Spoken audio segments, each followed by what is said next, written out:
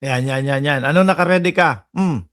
Kami po, naka-ready po kami. Pero naka-ready ba? Pero Hindi yun ang we didn't intention. anticipate na magkaroon ng firefight. Kaya po, ang procedure po na normal procedure. Ano? Hindi ina-anticipate na magkaroon ng firefight? Ulit? Kami po, naka-ready po kami. Pero naka-ready ba?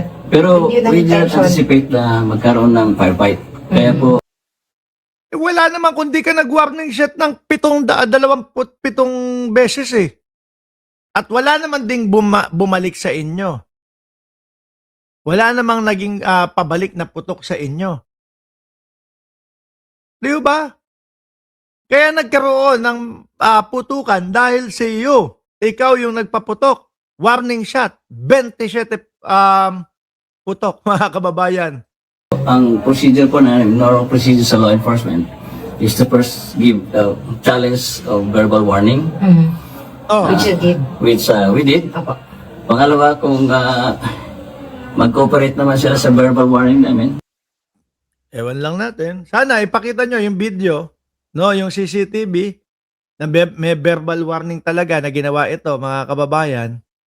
Ilabas yung video. Sabi nga ni Jinggoy Estrada, itago yung yung CCTV.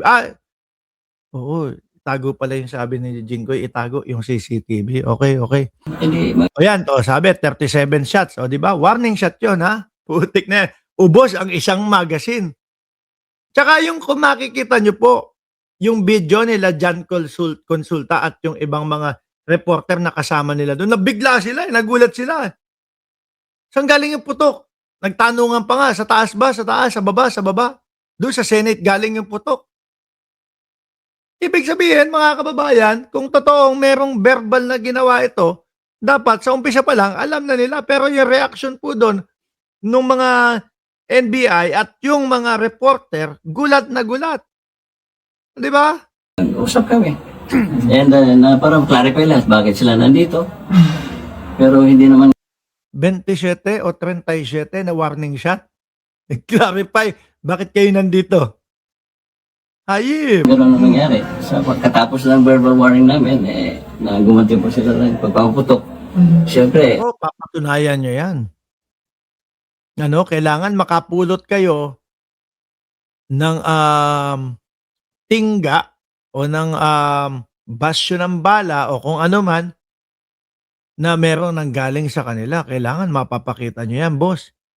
Pero kapag ka ang mga nakita, puro basyo ng bala galing sa inyo, tingga ng bala galing sa iyo, sir, papatayin mo yung mga NBI. Yun ang pakay mo. Dahil yung warning shot na pinaniniwalaan ho namin, pataas. Pang! Ha? Pang! Ang pangit naman ang tunog ng baril ni Mark Ramos. Pang! Oh, hindi, wala. Bang! O, di ba? Pataas. Ang nakita namin na tama, salamin lahat eh. No? Salamin lahat. So ngayon, ang posisyon mo nun, it's either nakaganon ka, diretso. Kung nasa taas kayo, diretso. No? Kung 7th floor, baka 7th floor din. Or pwedeng pa ganon, pababa. Di ba? Mga kababayan? Oh. Unless, kung nakaupo ka sa sulok, nasa floor ka, pataas ka, warning shot. Pag ganon. Tapos nakatago. Hindi naman pwede yun. Parang tanga ka nun. Magwa-warning shot ako. Tapos nakatago ka sa ilalim. Ganon, oh. Di ba? Awkward yung posisyon. Mga bossing. Mas madali yung pagganyan ang posisyon ng hawak ng baril niya o pag ganon. Kaya yung tama, lahat sa salamin. Isa lang ang nakikita namin dito. Papatayin mo yung NBI. Papunta doon sa NBI yung putok mo. Hindi warning shot, boss. No? we also have the right to protect ourselves. So nagpaputok na rin po kami. So, Yari nagkaroon ka, ng boss. exchange. Ako po. Dahil doon sa mga sinusunod mo, ikaw ang mayayari dito. So kayo lang nagpaputok, sir, o pati iba pang Ako po ang naunang nagbigay ng warning shot. shot. Oh. Sa taas naman. No, sa taas. Sa taas! Bakit yung kisame ninyo buo? Ang sira yung mga salamin ninyo. Paano ka nagpaputok nun? Nakaupo, nakaganon, nakatago? Para doon sa salamin? Di ba? Kung sa taas siya, pataas. Pag ganon. Loloko mo kami, sir eh. Parang nakadirekta doon sa mga NBI yung putok ninyo eh. Sa ceiling po. Pero sir, hindi nag-coordinate ng NBI. Yun yung sinasabi niyo po kanina. Very unusual po kasi na hindi magpo-coordinate yung NBI kung pupunta sila dito o pupunta sila sa GSIS. Every time na pupunta ang NBI dito, nagka-coordinate po sila. Kahapon lang po, simula umaga hanggang gabi, hanggang nagkaputukan, hanggang nakaalis na sila. Wala pong nag-coordinate sa amin na NBI agents. But sir, before mangyari yung putukan, you already said Boss, yari ka dyan, boss. Maniwala ka sa akin. Yan, ngayong araw, 6 months suspension. Sa mga susunod na araw, hintayin mo din. Malamang ang kaso ng NBI sa iyo, homicide. that you were going to arrest somebody. Can you confirm na yung NBI Ito po yung mga NBI kasi nakikita po na namin sila sa aming mga Baka wag nating ilayo, wag nating hindi isama si Robin Padilla. Baka may pananagutan din. Yung senador dahil siya yung nagtakas kay Bato de la Rosa. 'Di ba? Lahat ng government official boss ngayon, lahat yan magnanakaw at mga sinungaling. Simulan natin sa presidente, government official, Sara Duterte magnanakaw din, no? Yung kila Bongbong Marcos, kailangan labasan ninyo ng ebidensya yon para magkaroon ng mga paglilitis at ng mga ganitong impeachment. No, kay Sara Duterte inilabas na, ang hindi ko lang maintindihan, sinasabi magnanakaw sila Bongbong, labasan agad ng ebidensya. No, pero wala tayong nakikitang mga nilalabas nila ebidensya. Yung mga senador, si Robin magnanakaw din. Base dito kay Spirax. No, Robin Padilla, Bato de la Rosa, Bongo, mga magnanakaw. Yan, lahat daw eh. Tuloy. CCTV. Pumapasok na sila Nakikita sa... namin ng mga armado na kaya ang amin po arrestuin sila. Senado ito, we cannot allow anyone to Aaresto o aarestuhin no mga kababayan yung mga NBI. They were Ayun. trying to get inside. or they were already. Yun po yung aming assessment. Pero sir, on what grounds po sila Baka mamaya si Robin Padilla pa nag-utos dito, ano?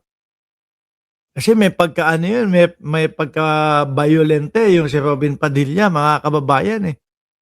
Ang laging suntukan doon sa Senado no? Yung tipo bang alam niya na aawatin siya doon kay Kiko Pangilinan, sasabihin, gano'n, boss.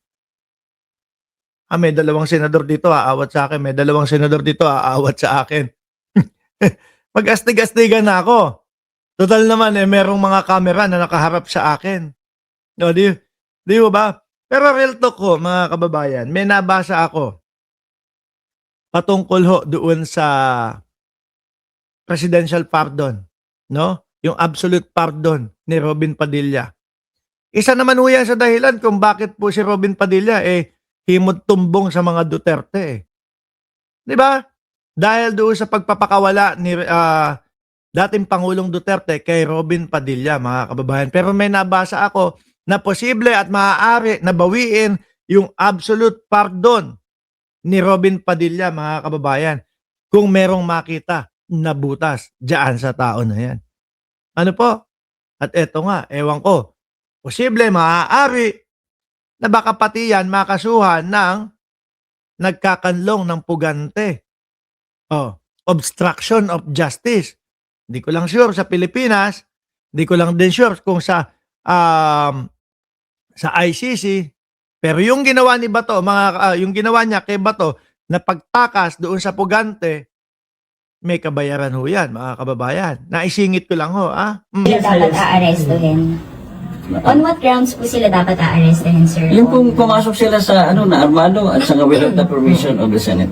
Dahil sir, yun po yung utos ni SP amid ka Dahil po yun po ang tamang gawin na pag may pumasok sa bahay mo at hindi nagpaalam at armado, ay kailangan gumawa Walang pumapasok, boss. Walang pumapasok, Brad. Ano? Nandun sila ka sa kabilang building. Nandoon sila sa GSIS. Ang building na inuupahan nyo, nandoon katapat, pero hindi sila dyan sa loob ng Senado at walang pumapasok dyan. At iisang compound dyan. Di ba? Tapos rumaratrat kayo. Warning shot, 37 putok. ka ng kahit paraan. fellow government Kahit fellow government sila, nakilala nagpakilala, NBI, di ba? So, Oh, ang challenge namin is ibaba nyo yung mga baril nyo. pinutukan nyo pa din? Tapos meron daw, itinaas daw yung barel. Mali-mali yata tong hinayupak na ito eh. Oy, natumas yung barel! Boss, pang mali-mali yung ganun. No, yung magugulatin. Oy, gaganon ka na agad. Delikado yon. Sabi ni Dana, ano daw ba meaning ng warning shot nila? Ibaba daw po yung barel. Nakita, tumaas yung kamay ng NBI. Tumaas daw yung barel. Ay, pinag-ano na nila. Nirat-rat na nila. Anak ng putik tong mga to. Mali-mali ata si Sir. Pero sa halip na, kung talagang kami, kilala nila na Senado kami, di ba? Hindi naman Oh. sila magdadoubt na Senado kami. Wala namang ibang armed nandito, hindi Sergeant at Arms, mga Marines, na PNP. So dapat binaba nila yung mga baril nila at tayo pag-usap sila sa So ito po, in an actual gun battle, Sir, uy. Doon sa nakita na video, nagulantang sila ng pinagbabaril nyo sila. actual gunfire. Pag meron pong bumaril sa inyo, our tendency is to protect yourself, di ba? Lalo na, ang report namin ay gusto nilang pumasok dito. So, umatras kami, pero tuloy-tuloy ang putok nila. Anak ng putik na yan. Saan ang putok? Sige nga, paano mo papapatunayan yan? Doon, sa side nila John Consulta, wala kaming nakitang putok. Hinahanap nila kung saan yung nagpapaputok. Oh, Ano yung Facebook namin kapuputok din po kami to prevent them from coming in. nauna kang magpaputok. Di ba? Anong to prevent coming in? Nandoon sila sa kabilang The building. rest of the shots po were directed at them. Yung the rest of the shots. Kasi yung una sa... Hindi na po namin sila nakita. So sa taas pa na nakita nyo yung mga windows, di ba?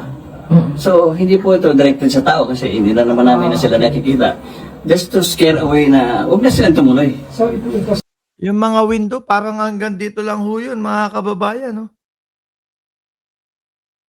Di ba? Parang pag tinayuan mo, kaya mong kitain yung mga tao dun eh. Warning shot, sir, ewan ko lang ha. Pero akin, sa pag-aanalisa ko, parang ang putok mo papunta doon sa NBI talaga. part sa Windows po. Sa windows po, nakita naman natin, windows, di ba? Kasi kung hindi kayo paputok, makakala nila, takot kami o wala na kaming bala, di susugod na sila sa loob. Yung argument po, sorry na So, we're just sending the message na you cannot go inside, you cannot do this to the Senate.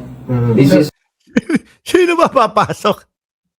Kasi kaya nandoon po yung NBI, mga kababayan, dahil nga 'di ba, nag-request ang GSIS na magkaroon ng naka-duty na NBI doon dahil doon sa mga insidente at mga nangyayari.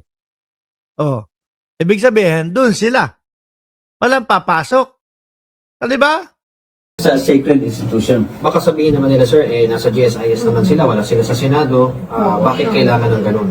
Hindi po, yung pong kinalalagyan nila ay part na po ng Senate premises. Hindi po Ano naging part ng Senate premises? Nasa GSIS sila.